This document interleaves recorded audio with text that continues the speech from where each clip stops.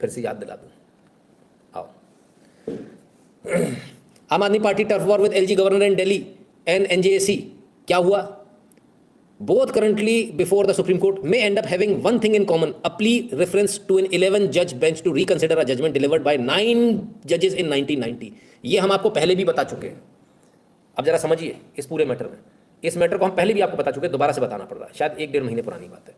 क्या हुआ? जब ये मैटर लगा, जब ये कोर्ट में आया मैटर, तब इस मैटर को कोर्ट में आने में आपको पूरे पेपर एक बार में सबमिट करने होते हैं, बार बार नहीं सबमिट कर सकते। हाँ, खाला जी की सराय नहीं है कि मुंह उठाया सर आज एक और पेपर सबमिट करना, नहीं होता। जज के डिस्क्रिप्शन के ऊपर ले चैनल है। ऐसा ही हुआ, सॉलिसिटर जनरल एक नोट लेके पहुंचे, बोले साहब मुझे एक नोट देना है, बहुत अर्जेंट है, इसको आप ले लीजिए। जज साहब गुस्सा हुआ, बोले क्या मजाक बना रखा है, ऐसा थोड़ी होता है, आपकी जो सबमिशन थे आपने दे दिए, अब सबमिशन बार बार थोड़ी चलेगा कि आप फिर से लेकर आ गए सबमिशन दे दो। बहरहाल बोले नहीं नहीं बहुत अर्जेंट है, अगर ऐसा नहीं हुआ तो उससे जगहसाई हो जाएगी। बोले कौन सी जगहसाई हो जाएगी भाई? बोले नहीं नहीं ये तो बड़ा गड़बड़ हो जाएगा, ठीक नहीं रहेगा मामला। तो इतनी सारी उन्होंने बात कही तो उन्होंने कहा ठीक है ले लेते। अभिषेक मनु सिंह जी दूसरी तरफ से वकील है, केजरीवाल जी के वकील, बोले नहीं ना ऐसे कैसे ले लेंगे, इसको नहीं। तो सुप्रीम कोर्ट के जज साहब बोले वो भी कोई छोटे मोटे वकील नहीं, कुछ कह रहे हैं तो कुछ बात होगी भाई, देखने में क्या बुराई, ले लेते हैं देख लेते हैं। तो भाई वो 2 पेज वाला जो उनका नोट है वो उन्होंने ले लिया फाइनली। हालांकि विरोध बहुत किया अभिषेक मनु सिंह जी ने। अब उस 2 पन्ने के नोट में क्या था? उस 2 पन्ने के नोट में यही था कि ये फैसला पहले NDMC versus state of Punjab, इसमें डिसीजन इसका आ चुका है सुप्रीम कोर्ट की 9 जजेस की बेंच से 1990 में आ चुका है। और उसमें क्या नतीजा, क्या सुप्रीम कोर्ट ने 9 जजेस की बेंच ने क्या वो दिया था फैसला कि कहीं भी ऐसा कोई कन्फ्लिक्ट आता है तो एलजी की बात मानी जाएगी, और यदि एलजी और इनकी दोनों में कोई डिफरेंसेस के बावजूद है तो राष्ट्रपति को भेज दिया जाएगा मैटर। राष्ट्रपति जो कहेंगे उसके अनुसार एलजी वैसा ऑर्डर देंगे, यानी हर हाल में केंद्र ही सुप्रीम रहेगा, क्योंकि दिल्ली जो है वो पूर्ण राज्य नहीं है, इसलिए केंद्र का हस्तक्षेप इसमें हमेशा रहेगा। ये सभी सर्विसेज के लिए था, ये बात हम आपको यहां बता चुके हैं, पहले बता चुके हैं, ठीक है। अब मजे की बात ये देखिए कि 1990 का ये जो केस था, इसमें एनडीएमसी की तरफ, अच्छा मजे की बात है तब दिल्ली की तरफ से खड़े हुए थे अभिषेक मनु सिंह भी, और ये केस जीते थे, और अभिषेक मनु सिंह भी ही वकील थे उस केस में भी, और आज भी अभिषेक मनु सिंह भी। तो एक्चुअली अभिषेक मनु सिंह ने क्या किया, कोर्ट को गुमराह किया। और सबसे मजे की बात यह है कि सुप्रीम कोर्ट ने उस 2 पेज के नोट को ले भी लिया, उसे पढ़ भी लिया, और इसके बावजूद कल डिसीजन भी दे दिया। कैसे? ये तो वो बात हो गई कि दादा की बात को पोते ने काट दिया, बाप की बात को बेटे ने काट दिया। जब 9 जजेस की बेंच है तो फिर आप उसके अगेंस्ट में उससे कम जजेस की बेंच का फैसला कैसे दे सकते हो? ये तो हमने पिछली बार आपसे कहा था कि ये बेंच ही अपने आप में वॉइड है, ये बन ही नहीं सकती, ये सुन ही नहीं सकते, इनको अधिकार ही नहीं सुनने का। आज फिर से कह रहा हूं, ये सुन ही नहीं सकते थे। चंद्रचूड़ साहब ने अपनी जिद में एक गलत और इलीगल और वॉइड बेंच से इसको सुना है। आप ऐसी बेंच बना ही नहीं सकते। आपको बेंच अगर सेम भी अगर आपको रखना है, हाँ ये सही है भी कहना है, तो भी 5 जजेस की बेंच नहीं चलेगी, तो भी 9 जजेस की बेंच चलेगी। अगर आपको सेम फैसला रखना है कि हाँ ये जो फैसला है वही रहेगा, केंद्र की ही बात मानी जाएगी, तो भी 9 जजेस की बेंच चाहिए। और यदि आपको इसको बदलना है तो कम से कम 11 जजेस या फिर 13 जजेस की बेंच लगेगी।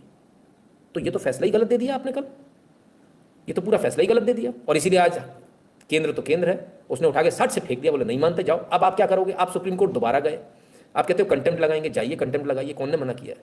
सुप्रीम कोर्ट जब आप पिछली बार नोट दिया था, आपने हो सकता है उसको फाइल में ना लिया हो, ना कंसिडर किया हो, लेकिन इस बार कंटेम्प्ट में तो लेना पड़ेगा ना। केंद्र कह देगा भाई पहले 9 जजेस की बेंच इसको ओके कर चुकी है, और आपकी छोटी बेंच को अधिकार ही नहीं था सुनने का, यही तो कहा था पिछली बार भी, लेकिन इसके बावजूद सुना गया, जबरदस्ती सुना गया, जिद में सुना गया। वो जो लोग कल से कांग्रेसी जो चिल्ला रहे थे, आम आदमी पार्टी वाले चिल्ला रहे थे, और आपके जो कांग्रेसी हैं, जो राष्ट्रवादियों में जो कांग्रेसी हैं, जो राष्ट्रवाद का चोला ओढ़ के घूमते हैं, असल में जो कांग्रेस के प्लांटेड स्लीपर सेल है, हम उनको स्लीपर सेल कहेंगे आज से ना। तो जो स्लीपर सेल जो कल से खुश हो रहे थे, वो देखो केजरीवाल का ऐसा हो गया वैसा हो गया, उनकी जानकारी के लिए बता दूं कि ये तो पूरा का पूरा फैसला ही गलत है। ये तो बेंच ही गलत थी, फैसला तो छोड़िए साहब, बेंच ही गलत थी, ये सुन ही नहीं सकते थे, फिर कैसे सुन लिया? यही बात हमने आपसे पहले कही थी। कल हमसे ये स्लिप हो गया था, और आज जब केंद्र सरकार ने दोबारा इसको रोका, हमने कहा मुझे एकदम से रिकॉल हो गया, मैंने कहा ये तो वही वाला मामला है यार। आज पूरी कहानी सामने आ गई। Your commentary on news is even more interesting and informative than the news itself. Your style is serious and entertaining as required. You are a master of what you do. बहुत बहुत धन्यवाद स्वाति जी, बहुत बहुत धन्यवाद। तो ये स्थिति है, ठीक है। तो इसका मतलब क्या हुआ?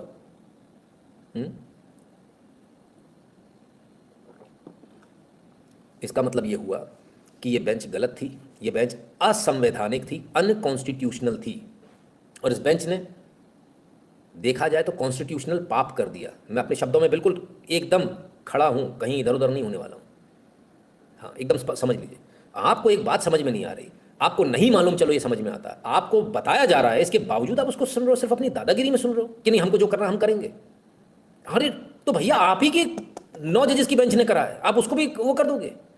तो फिर हटा दीजिए सारा संविधान, कोई मतलब नहीं है संविधान का। आपको संविधान मानना ही नहीं है। पहली बार देख रहा हूं sir, supreme court of India जो संविधान की दुहाई देता है, उस सुप्रीम कोर्ट में संविधान का मर्डर हो रहा है। उस सुप्रीम कोर्ट में संविधान की ही बात नहीं मानी जा रही। हमने नहीं कहा, किसी नितिन शुक्ला ने या किसी पार्टी ने या किसी सरकार ने नहीं कहा, यह फैसला आपका था, आपकी 9 जजेस की बेंच का था, आपकी जमात का था, सुप्रीम कोर्ट का था। आप अपना ही फैसला नहीं मानोगे। और मजे की बात ये, मतलब ये तो वाली बात हो गई, कल सुप्रीम कोर्ट के किसी ऑर्डर को लोअर कोर्ट अगर उठाकर बोल दे कि ये फैसला गलत है और हमने नया फैसला दे दिया, तो आप उसे मान लोगे क्या? नहीं मानोगे ना, बर्खास्त कर दोगे उस जज को। ठीक है कि हमने जो कह दिया वही रूलिंग है। हाँ, आपको नहीं मालूम, बता दूं, जहां भी कानून नहीं बना होता है, कोई स्पेसिफिक कानून नहीं बना होता है, वहां सुप्रीम कोर्ट जो फैसला दे देता है वो रूलिंग बन जाता है। यानी रूलिंग का मतलब तब तक के लिए कानून, जब तक कानून नहीं बन रहा तब तक के लिए कानून होता हो। रूलिंग है साहब, रूलिंग। ये किस प्रकार की रूलिंग है? संविधान में साफ लिखा हुआ है कि यदि कोई बेंच कितने जजेस की है, यदि 9 जजेस की बेंच ने कोई फैसला दिया है, उस फैसले को बरकरार रखने के लिए भी कम से कम 9 जजेस चाहिए। बरकरार रखने के लिए आप तो पलट रहे हो, आपको तो कम से कम 11 या फिर 13 जजेस की बेंच चाहिए थी। क्या मजाक चल रहा है सर, क्या मजाक चल रहा है। लेकिन एलजीबीटी को डेली सुनेंगे, हाँ एलजीबीटी को डेली सुनेंगे, हाँ बहुत इंपॉर्टेंट है राम मंदिर की तरह। अच्छा, किस प्रकार का मजाक हो रहा है कोर्ट के अंदर?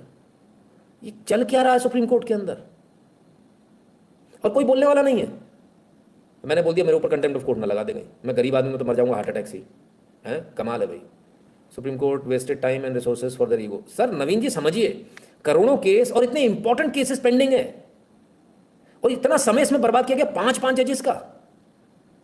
ये तो सर बहुत गलत है। और मैं तो कहता हूँ, जब कपिल सिब्बल खुद उसमें वकील थे, तो ऐसा तो नहीं कपिल सिब्बल को मालूम नहीं था, कपिल सिब्बल को तो मालूम था। कपिल सिब्बल पर तो बेसिकली इसके ऊपर चार्ज लगना चाहिए कि आप झूठ कैसे बोल रहे हो, दोबारा कैसे आ गए आप दूसरे केस में, इसको पलटवाने के लिए। और आपने कैसे 5 जजेस की बेंच जब गठित हो रही, तब आपने क्यों नहीं बताया कि ये फैसला पहले हो चुका है 9 जजेस की बेंच से? तब क्यों नहीं बताया? उसको तो छोड़िए, फिलहाल तो ये सारे के सारे जजेस कल्प्रिट बन गए, अपने ही कोर्ट में कल्प्रिट बन गए। केजरीवाल जी कहते हैं कंटेम्प्ट ऑफ सुप्रीम कोर्ट लगाएंगे वो केंद्र सरकार के ऊपर। मेरा कहना दूसरा है, अगर भाई साहब अगर बुरा नहीं मानो, मानहानि नहीं करो तो, हैं, क्योंकि आपने तो मानहानि कर दी सुप्रीम कोर्ट की 9 जजेस की बेंच की।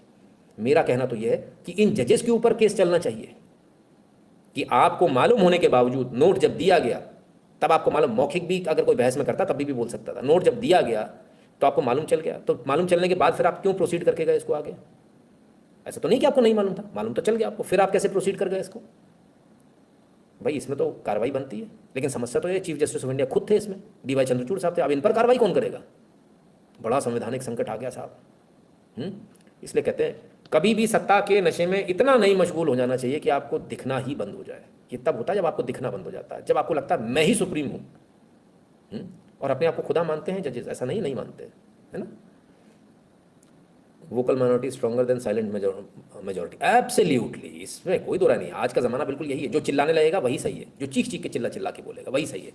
देख रहे हो आप, वह हो रहा है, ठीक है ना। अब क्या करें? तो इस पर कोई कार्रवाई होगी, कोई कार्रवाई करेगा? आप क्या कहते हैं, होनी चाहिए कार्रवाई कि नहीं होनी चाहिए? मेरे ख्याल से तो होनी चाहिए, लेकिन होगी नहीं। कौन करेगा इन पर कार्रवाई? बड़े लोग हैं साहब, हमने कह दिया हम पर जरूर कर देंगे। जो तुमको ज़्यादा नेतागिरी आ रही है, तुमको ज़्यादा मालूम है। अरे भैया हमको तो वही मालूम है जो हुआ है, हमको तो जो लिखा हुआ है, जो प्रिंट पेपर में लिखा हुआ है, हम तो उसके आधार पर बोल रहे हैं। जो अखबारों ने छापा है हम उसके आधार पर बोल रहे हैं, जब अखबार में पहले से ही इस बात को लिखा हुआ है। कमाल है। चलिए, तो क्लियर हो गया सर, कल का फैसला भी क्लियर हो गया आप लोगों को? कहीं कोई दिक्कत तो नहीं, कोई शक शुबा किसी प्रकार का? एकदम क्लियरिटी आ गई। आगे बढ़ूँ, दूसरे मुद्दे पर चलूँ। वो दिखा दिया था कि और कोड दिखा दिया था मैंने, इससे पहले दिखा दिया होगा शायद ना। चलिए अब आगे चलते हैं।